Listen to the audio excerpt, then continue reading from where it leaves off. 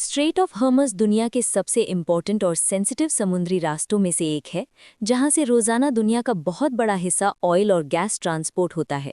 ये तंग सी waterway straight of हॉर्मज़ के नाम से मशहूर है और ये पर्शियन गल्फ को गल्फ ऑफ ओमान से जोड़ता है। इसके नॉर्थ पर ईरान है और साउथ पर ओमान और यूनाइटेड अरब एमिरेट्स वाकई हैं। इसकी विड्थ कुछ जगहों पर सिर्फ 33 किलोमीटर के करीब है, लेकिन इसके अंदर शिपिंग लेन्स और भी तंग होते हैं, जिस वजह से ये एक चौक पॉइंट बन जाता है जहां से गुजरना हर ऑयल टैंकर के लिए ज़रूरी होता है। आज के दौर में लगभग दुनिया के 20% ऑयल शिपमेंट्स इसी रास्ते से गुजरते हैं, जिसकी वजह से इसकी अहमियत सिर्फ रीजनल में ही बल्कि ग्लोबल हो चुकी है। इस स्ट्रेट की हिस्ट्री हजारों सालों पुरानी है। कदीम ज़माने में जब तिजारत ज़मीनी और समुद्री रास्ते से होती थी, तब भी ये इलाका बहुत इंपॉर्टेंट था। सिल्क रोड के दौर में एशिया, मिडल ईस्ट और यूरोप के दरमियान जो तिजारती रवाबित थे, उनमें समुद्री रूट्स का भी बड़ा किरदार था और स्ट्रेट ऑफ हॉर्मुज़ उनमें एक सेंट्रल लिंक की तरह काम करता था। इस इलाके में पहले पर्शियन एम्पायर्स का कंट्रोल था, जैसे कि अकीमेनिड एम्पायर, जो 550 बीसी के करीब उभरी और उसने अपनी नेवल पावर के जरिए इस समुद्री रास्ते को कंट्रोल किया। इसके बाद भी मुख्तलिफ पर्शियन और अरब हुक्मरानों ने इस इलाके को अपनी स्ट्रेटेजिक इंपॉर्टेंस की वजह से कभी नज़रअंदाज नहीं किया। 15th और 16th सेंचुरी में जब यूरोप के एक्सप्लोरर्स नई समुद्री रास्ते तलाश कर रहे थे, तब पोर्चुगल ने इस इलाके पर कब्जा करने की कोशिश की। 1515 में पोर्चुगीज एक्सप्लोरर अफोंसो दी अल्बुकर्की ने स्ट्रेट ऑफ हॉर्मज़ के करीब एक स्ट्रॉन्ग फोर्ट बनाया और इस पर अपना कंट्रोल एस्टैब्लिश किया। उनका मकसद एशिया के ट्रेड रूट्स को कंट्रोल करना था, खासतौर पर इंडिया और यूरोप के दरमियान चलने वाली तिजारत को। लेकिन ये कंट्रोल ज़्यादा देर तक नहीं चल सका, क्योंकि 17th सेंचुरी में साफविड एम्पायर ने इंग्लिश फोर्सेस के साथ मिलकर पोर्चुगीज को यहां से निकाल दिया। इसके बाद भी स्ट्रेट ऑफ हॉर्मज़ की इंपॉर्टेंस कम नहीं हुई।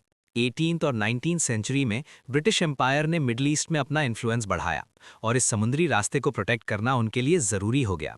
यूनाइटेड किंगडम ने गल्फ के कई इलाकों में अपनी नेवल प्रेजेंस बढ़ाई ताकि उनके ट्रेड रूट्स और कॉलोनीज सेफ रहें, खास तौर पर इंडिया के साथ उनके राब्ते। ये वो दौर था जब स्ट्रेट ऑफ हॉर्मज़ एक ग्लोबल कॉलोनियल स्ट्रैटेजी का हिस्सा बन चुका था। 20th सेंचुरी में जब ऑयल की डिस्कवरी हुई, तब स्ट्रेट ऑफ हॉर्मज़ की इंपॉर्टेंस कई गुना बढ़ गई।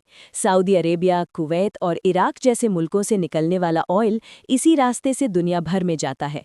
इस दौर में पॉलिटिकल टेंशन्स भी बढ़ने लगे, खास तौर पर ईरान-इराक वॉर के दौरान, जब दोनों मुल्कों ने एक दूसरे के ऑयल टैंकर्स को निशाना बनाया।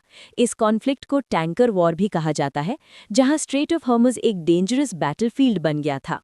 आज के मॉडर्न दौर में भी स्ट्रेट ऑफ हॉर्मज़ एक टेंशन पॉइंट बना हुआ है। ईरान और वेस्टर्न कंट्रीज के दरमियान जो सियासी और मिलिट्री टेंशन्स हैं, उनका सीधा असर इस वाटरवे पर पड़ता है। कई दफ़ा ईरान ने यह धमकी दी है कि अगर उस पर इकोनॉमिक सैंक्शंस बढ़ाए गए तो वो स्ट्रेट को बंद कर सकता है। अगर ऐसा होता है तो दुनिया भर में ऑयल प्राइसेस आसमान को छू सकते हैं और ग्लोबल इकोनॉमी को बहुत बड़ा झटका लग सकता है।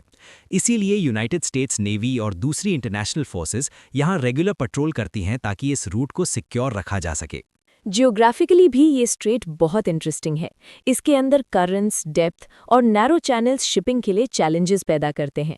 हर साल हज़ारों शिप्स इससे गुजरती हैं, जिनमें से बहुत सी सुपर टैंकर्स होती हैं जो दुनिया के मुख्तलिफ हिस्सों तक ऑयल लेकर जाती हैं। ये एक ऐसा चोक पॉइंट है जहां अगर कोई छोटी सी भी डिस्टर्बेंस हो जाए तो उसका असर पूरी दुनिया पर पड़ता है। अगर हम फ्यूचर की बात करें तो स्ट्रेट ऑफ हॉर्मुज़ की इंपॉर्टेंस अभी भी कम होने वाली नहीं है, लेकिन दुनिया ऑल्टरनेटिव रूट्स और एनर्जी सोर्सेज पर भी काम कर रही है। पाइपलाइंस और रिन्यूएबल एनर्जी प्रोजेक्ट्स इस डिपेंडेंसी को कम करने की कोशिश कर रहे हैं, लेकिन अभी के लिए ये स्ट्रेट ग्लोबल एनर्जी लाइफलाइन बना हुआ है। इसीलिए हर मुल्क जो ऑयल इंपोर्ट या एक्सपोर्ट करता है, उसकी नज़र हमेशा इस जगह पर होती है। ये थी स्ट्रेट ऑफ हॉर्मज़ की डिटेल्ड हिस्ट्री, जो सिर्फ एक समुद्री रास्ता नहीं बल्कि दुनिया की इकोनॉमिक और पॉलिटिकल स्टेबिलिटी का एक बुनियादी हिस्सा है।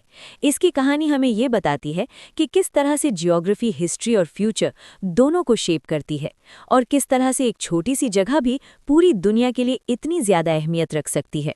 आप नए हॉर्मुज़ देखने के लिए शुक्रिया और हिस्ट्री वीडियोस के लिए प्लीज़ सब्सक्राइब चैनल।